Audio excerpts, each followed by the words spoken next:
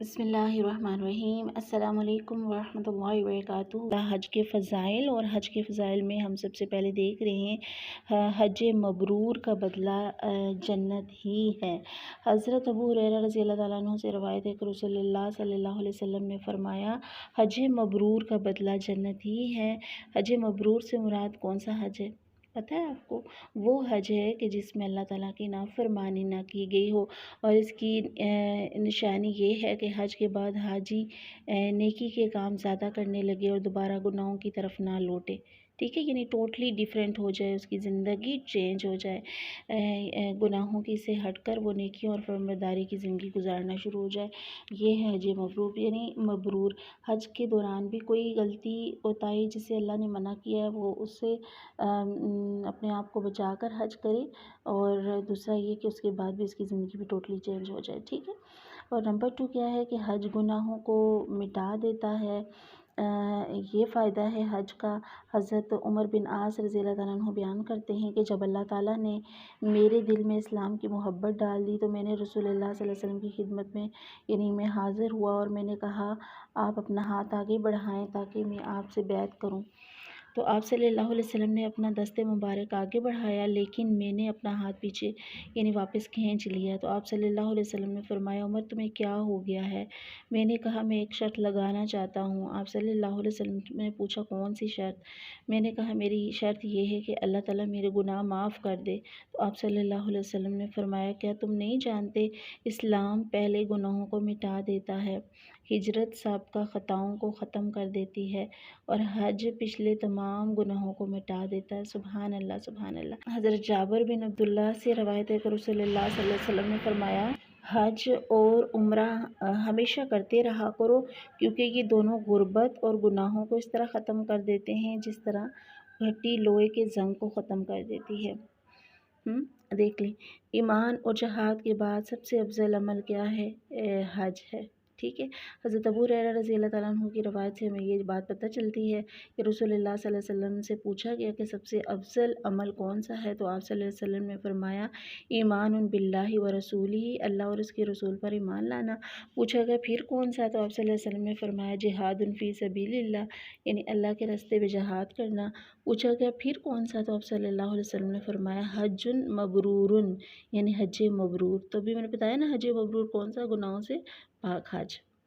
تو یہ صحیح بخاری اور صحیح مسلم کی روایت میں آتی ہے یہ حدیث۔ پھر حج سب سے افضل جہاد بھی ہے۔ حضرت عائشہ رضی اللہ تعالیٰ عنہ سے روایت ہے کہ انہوں نے کہا کہ اللہ کے رسول صلی اللہ علیہ وسلم، ہم یہ سمجھتی ہیں کہ جہاد کرنا سب سے افضل عمل ہے، تو کیا ہم جہاد نہ کریں؟ آپ صلی اللہ علیہ وآلہ وسلم نے فرمایا، لیکن افضل الجہاد حج مبرور، سب سے افضل جہاد جو ہے وہ حج مبرور ہے، یعنی اس میں بھی بہت انتھک کوشش کرنی پڑتی ہے، جہاد کرنے کے لیے بہت محنت کی ضرورت ہوتی ہے۔ پھر دیکھیں کہ عمر رسیدہ کمزور عورت کا جہاد جو ہے حج و عمرہ ہے۔ حضرت ابو ہریرہ سے روایت سے پتہ چلتی ہے یہ بات کہ آپ صلی اللہ علیہ وسلم کیا فرماتے ہیں کہ عمر رسیدہ کمزور عورت کا حج و عمرہ ہے، ٹھیک ہے۔ اور حجاج کرام اللہ کے مہمان بھی ہوتے ہیں اور ان کی دعائیں بھی قبول ہوتی ہیں، یہ بھی فائدہ ہوتا ہے۔ حضرت عمر رضی اللہ تعالیٰ عنہ کی روایت سے ہمیں یہ بات پتہ چلتی ہے کہ آپ صلی اللہ علیہ وسلم فرماتے ہیں، اللہ کے راستے میں جہاد کرنے والا، حج کرنے والا، عمرہ کرنے والا، یہ سب اللہ کے مہمان ہوتے ہیں۔ اللہ نے انہیں بلایا تو یہ چلے آئے، اس لیے اب یہ جو کچھ اللہ سے مانگیں گے وہ انہیں عطا کرے گا۔ سبحان اللہ، سبحان اللہ۔ سفر حج کے دوران اگر موت آ جاتی ہے تو انسان سیدھا جنت میں چلا جاتا ہے۔ بعض اوقات ہوتا ہے نا کہ حجاج کرام بہت سارے ایسے حادثات وغیرہ بعض اوقات ہو جاتے ہیں جس سے انسان کی ڈیتھ ہو جاتی ہے، تو اس کی بشارت بھی ہمیں ملتی ہے کہ وہ جنت میں جاتا ہے۔ ابو ہریرہ کی روایت سے ہمیں پتہ چلتا ہے کہ رسول اللہ صلی اللہ علیہ وسلم نے فرمایا، جو شخص حج کے لیے نکلے پھر اسی دوران اس کی موت آ جائے تو وہ روز قیامت تک اس کے لیے حاجی کا اجر لکھ دیا جاتا ہے، اور جو عمرہ کے لیے نکلے اسی دوران اس کی موت آ جائے تو یوم قیامت تک اس کے لیے عمرہ کرنے والے کا اجر لکھ دیا جاتا ہے۔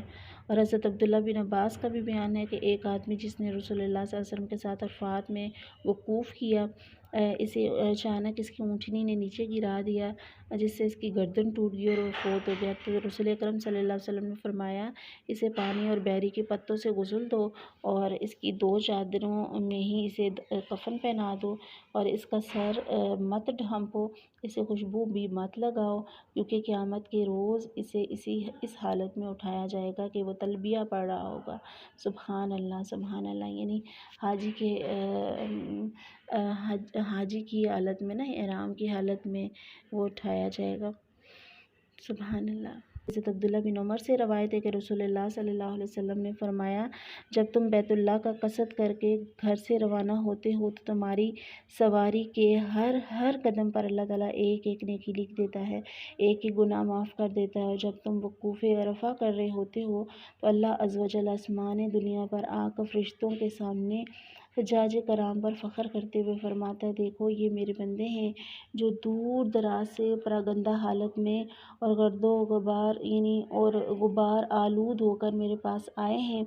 ये मेरी रहमत के उम्मीदवार हैं और मेरे अज़ाब से डरते हैं, हालांकि उन्होंने मुझे नहीं देखा, और अगर ये मुझे देख लेते तो फिर इनकी हालत क्या होती। फिर अगर तुम्हारे ऊपर दर रेत के ज़रात के बराबर या दुनिया के अयाम के बराबर या बारिश के कतरों के बराबर गुनाह हो तो अल्लाह ताला इनके तमाम गुनाह को धो देता है। और जब तुम जमरात को कंकरियाँ मारते हो तो इसका अजर अल्लाह ताला तुम्हारे लिए ज़ख़ीरा कर देता है। और जब तुम सर मुंडवाते हो तो हर बाल के बदले अल्लाह ताला तुम्हारे लिए एक नेकी लिख देता है। फिर जब तुम तवाफ़ करते हो तो इस तरह गुनाहों से पाक हो जाते हो जैसे तुम अपनी माँ के पेट से गुनाहों से बिल्कुल पाक साफ़ हुए, पैदा हुए थे।